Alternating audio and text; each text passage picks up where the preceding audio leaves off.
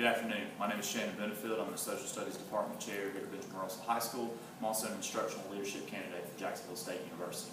I want to talk to you today about how diversity has affected our achievement gaps here at Benjamin Russell High School with the ACT assessment model. Now, every junior in the state of Alabama has to take the ACT in April. For that reason, and since we've only been doing it for 2 years, we have a little bit of inconclusive data.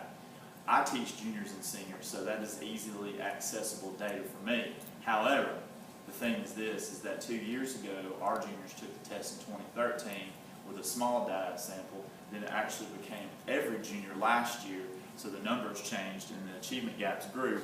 And then now we kind of have inaccurate reports because the test that was taken back in April won't be available for us here at Benjamin Russell until September. So for that very reason, what we did is we went out and hired a third party to come in and give ACT skills and analytical reading skills and classes of that nature, along with a sample test back in February. Now that company is Mastery Prep, their ACT model, and it was the test that was actually taken was the 67C, which was an old assessment that had been used years ago that this company had bought. So that's the number I'm going to show you for 2015 and 2016. So we're using a small data sample from 2013-2014, a larger data sample from 2014-2015, and then we're using a practice test for this year since we don't have the data. But before we get to those numbers, let's talk a little bit about diversity. Diversity is a group of individuals who bring with them individual stories. Those individual stories come from a background that is unique to that one individual. Now, school is a melting pot of uniqueness because what happens is everyone brings their own story to tell, and those stories mess with other stories, which create a unique learning experience for every student. And that's what the goal of school is, especially here at Benjamin Russell.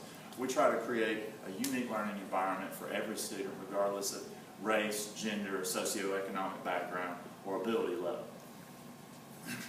When looking at the data based on our demographics, we're 59% Caucasian, 38% African American, 2% Hispanic, and 1% Asian population. When we look at that, we found out that after taking these tests, that there's a huge achievement gap and a disparity amongst our African Americans, especially our African American males. They test lowest on math, they test lowest on reading. In fact, if you look at data from 2013, special ed students actually tested higher than our African American males.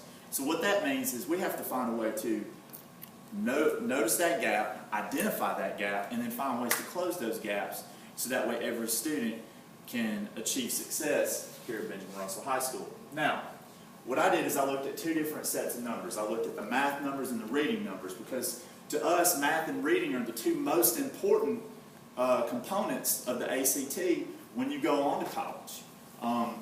Under Dr. Bice's current college and career ready standards, which Alexander City Schools has adopted what we call Plan 2020, which are very similar, what we do is we look at that benchmark. The benchmark is 22 for both of these, and for that 22, for you to score that 22, that makes you competitive in a freshman level course. Well, what we found over time is that a lot of these students aren't competitive, and they're even having to go back and take remedial classes at our local community college, and these are honor students.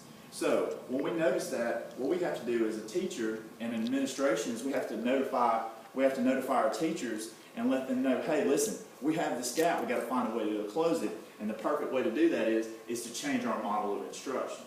We have to approach it a different way, and that's what we plan on doing here at Benjamin Russell, try to close these things. So now that we've identified these gaps, how are we going to close them?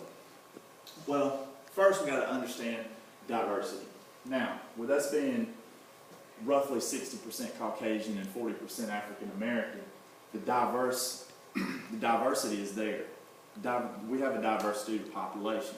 40% of our students are on free and reduced lunch. And then with that 1% Asian population, it's growing because of Hyundai and other auto manufacturers that are in the local area, and we have small subsidiary companies that provide manufacturing services to those larger models. So what we have to do is we have to create a positive learning experience for each student, regardless of that race, gender, or ability level. Also, we have to establish clear, uniform procedures for every teacher and every administrator and every faculty member, so that way they understand that every student is the same. Don't single out one group, because studies show that most African American males also possess the highest number of discipline referrals. Now, why is that? Is it because of their color?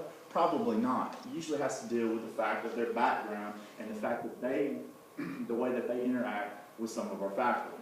I'm a coach, so I get to see most men of all races, so I can understand how some men at a young age can be defiant or disrespectful to a female. I can see that, and I can also see how some females that are teachers have problems with some of the males because of the way that they are. So what we're trying to do is we're trying to find a way to bridge that gap so everybody's on the same page.